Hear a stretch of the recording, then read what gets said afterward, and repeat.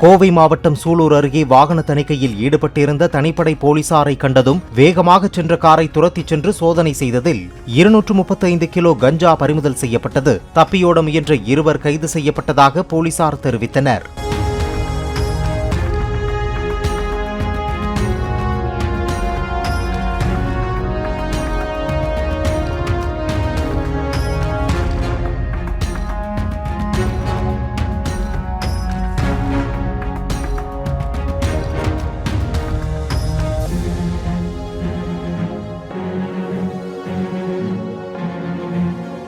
Play store மற்றும் app ஸ்டோரில் இருந்து பாலிமர் செயலியை QR கோடு மூலம் பதிவிறக்கம் செய்யுங்கள். செய்திகளை உடனுக்குடன் பெறுங்கள்.